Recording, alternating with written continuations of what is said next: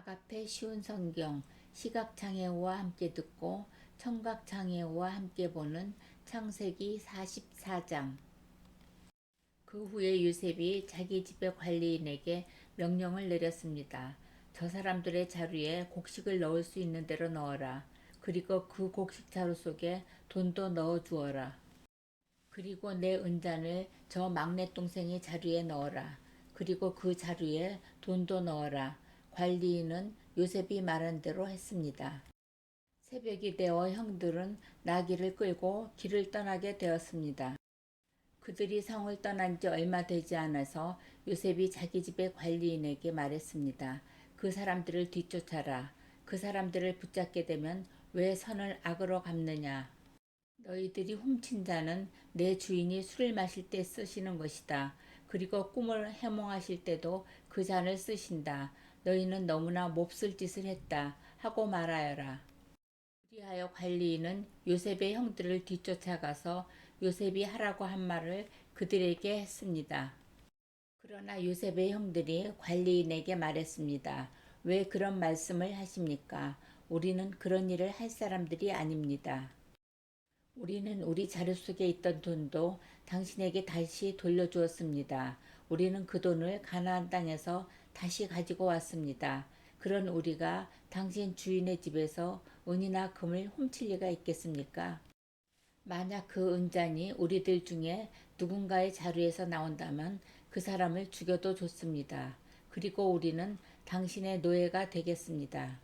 관리인이 말했습니다. 당신들 말대로 하겠소. 하지만 은잔을 훔친 사람만 내 종으로 삼을 것이오.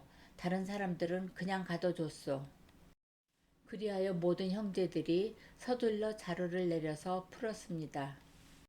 관리인이 맏형에서 막내 동생에 이르기까지 한 사람씩 자루를 살펴보았습니다.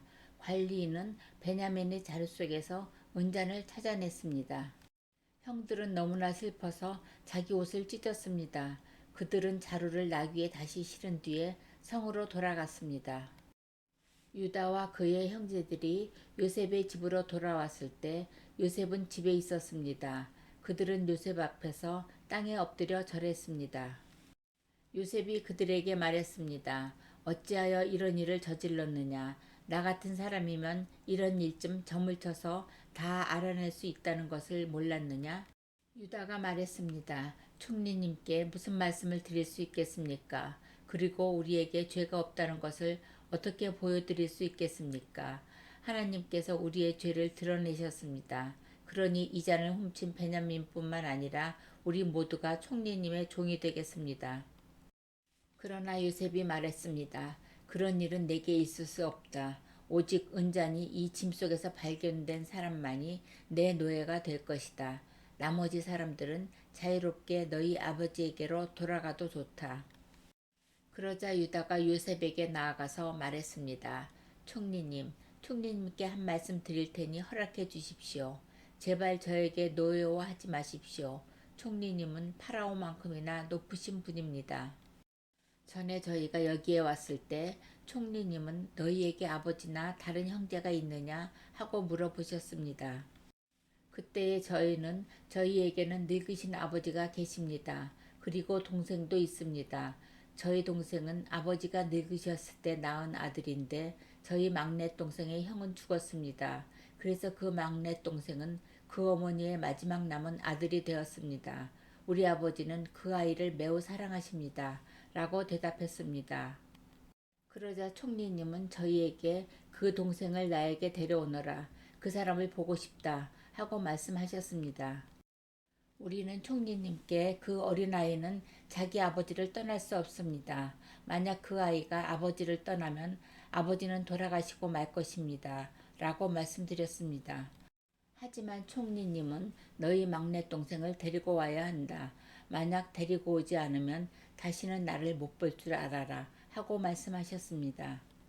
그래서 저희는 저희 아버지에게로 돌아가서 총리님께서 말씀하신 그대로 말씀드렸습니다. 얼마 뒤에 저희 아버지께서 다시 가서 곡식을 좀 사오너라 하고 말씀하셨습니다. 그래서 저희가 아버지께 말씀드렸습니다. 막내 동생과 함께 가는 것이 아니라면 갈 수 없습니다. 막내 동생을 데리고 가지 않으면 총리를 만날 수 없을 것입니다. 그러자 제 아버지께서 저희에게 말씀하셨습니다. 너희도 알듯이 내 아내 라헬은 내게 두 아들을 낳아 주었다. 그런데 한 아들은 나를 떠났다. 나는 그 아이가 틀림없이 들짐승에게 찢겨 죽었다고 생각한다. 그 아이가 나를 떠난 뒤로 나는 그 아이를 한 번도 보지 못했다. 그런데 너희가 이제는 이 아이마저도 내게서 빼앗아 가려고 하는구나. 이 아이에게 어떤 좋지 않은 일이 일어날지 모른다. 그렇게 되면 나는 죽을 때까지 슬퍼하게 될 것이다. 그러니 저희가 그 막내 동생 없이 집에 계신 아버지께 돌아가면 어떤 일이 일어나겠습니까? 저희 아버지에게 그 아이는 무엇보다도 가장 소중한 아들입니다. 아버지께서 만약 그 아이가 저희와 함께 오지 않는 것을 아신다면 아버지는 돌아가실 것입니다. 그렇게 되면 저희는 아버지를 돌아가시게 한 죄인이 되고 맙니다. 저는 아버지께 그 아이를 무사히 돌려보내 드리겠다고 약속했습니다. 저는 아버지에게 만약 제가 그 아이를 아버지에게 돌려보내지 못하면 두고두고 그 죗값을 받겠습니다. 하고 말했습니다. 그러니 제발 저를 남겨두어 종으로 삼으시고 그 아이는 형들과 함께 집으로 돌아가게 해주십시오. 그 아이를 데리고 가지 않는 한 저는 아버지께로 돌아갈 수 없습니다. 저는 아버지가 슬퍼하시는 모습을 참아 볼 수 없습니다.